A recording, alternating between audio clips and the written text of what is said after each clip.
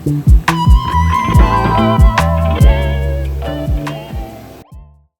most of us here at the Yucatec HQ is we have our own service vehicle. But like me and Wax, we have our own motorcycle. And most of our team members do have their own cars, but unfortunately they're not yet here and I need to find a solution in order for me to get back home and grab the gears that I left. Because unfortunately, it will not fit on this motorcycle. Thankfully, we have this one. This is the new HATASU e-bike.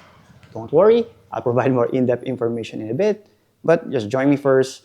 I'll ride this and go back home to grab the gears that I left.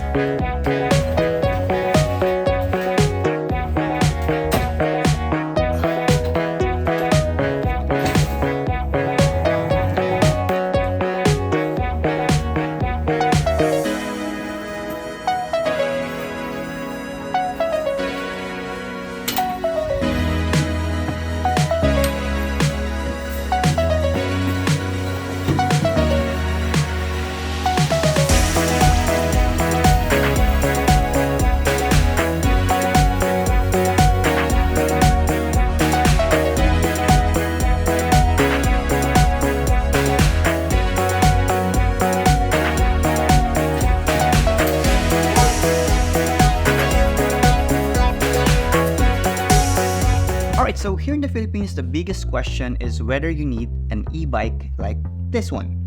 In our country, we're both busy metropolitan areas and rural places.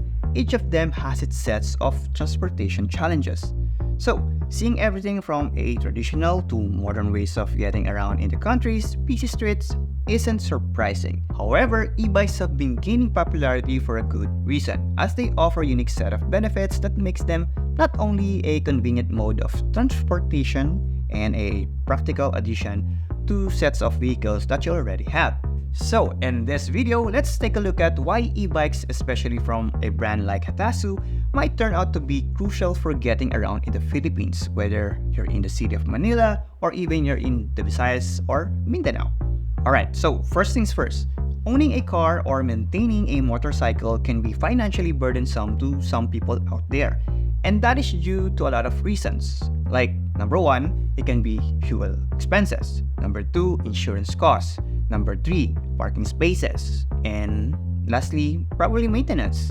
Well, while on the other hand, we have e-bikes which are significantly cheaper to operate and offer a cost-effective alternative. Well, now, most budget-friendly scooters can cost between around 50,000 to 90,000. While motorcycles, a brand new one, will be around 60,000 minimum. And for cars nowadays, it starts at least around 700,000 each, so it's quite expensive. But then, e-bikes on the other hand are just less than around 20,000 to 70,000 pesos, well, making it more affordable to own. Plus, the best part is that charging an e-bike battery also costs just a fraction of what you would spend on a gasoline. Well, additionally, e-bikes require minimal maintenance, reducing the long-term financial burden associated with traditional vehicles in both urban and rural settings. E-bikes are a practical solution for those who are looking to reduce transportation expenses, and the unit we have, like the HATASU Hero, is a practical alternative to cars and motorcycles, as you will be surprised that this huge e-bike will only cost you less than 20 pesos for a full charge, and you can already go back and forth around your subdivision area or community several times. And for those people who are running a small and medium scale business, let's say you need to deliver your goods, well, technically speaking, you could always turn to third-party services such as the popular Foodpanda, Grab, Maxim, or even Lalamove to deliver all your goods to your customers, right? However, if you think about it, that can be very expensive in the long run. So getting a dedicated vehicle for your deliveries is way better, convenient, and plus cost-effective solution in the long run. But then again, getting a car or motorcycle is not really practical as I mentioned earlier. So getting an e-bike is more ideal solution for those who own a small to medium-sized business who needs to deliver their products or goods. Well, so in the last couple of weeks, we've been playing around with the new HATASU Hero e-bike, and from my personal experience, this is actually a better choice because number one, it has a roof. Well, it's not just your typical roof because both the back and top cover are using patented leather, which is more durable than the other e-bikes out there in the market. Well, basically your things and goods or even products are protected even when it's raining. Plus, again, speaking of the rain, it has a wiper in front, which is really convenient. Plus, it has an extra space at the back and even under the seats to store your bulky items, products, and again, if you have a business, you can put those and you can go for your delivery. Second, it has a range that can go up to 70 kilometers. Now, most of you would probably think and tell us that 70 kilometers is quite small.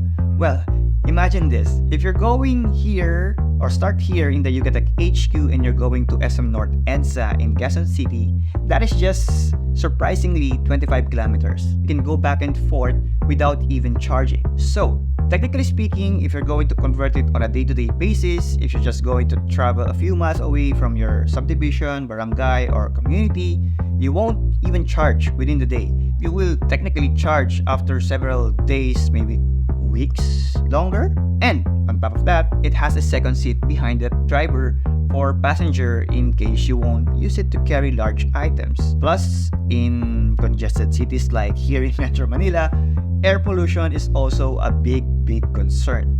And e-bike like this offers an eco-friendly solution to this problem, as e-bikes like this produces zero emissions, so plus one ka kay Mother Nature. In addition, you're actually helping your community by preserving the natural beauty of your surroundings by simply choosing to ride an e-bike for short commutes or errands or your daily errands. I mean, you can actively contribute to a greener, cleaner Philippines. Well, mabuhay Philippines.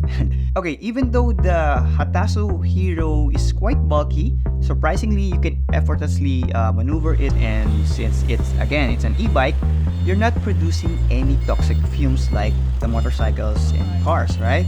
Plus, if you're using the two-wheeled e-bikes like the HATASU Kumi or Nero, you can also maximize the bike lane infrastructure, which is another win for e-bike users. Oh, okay, I almost forgot.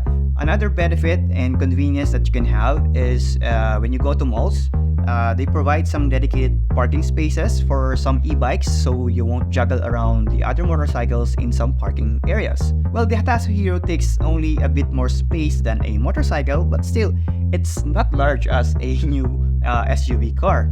Additionally, this e-bike also features a stainless front fender which has resistance for corrosion. Even the handlebar are made of steel, and it has even larger wheels for better grip on the road.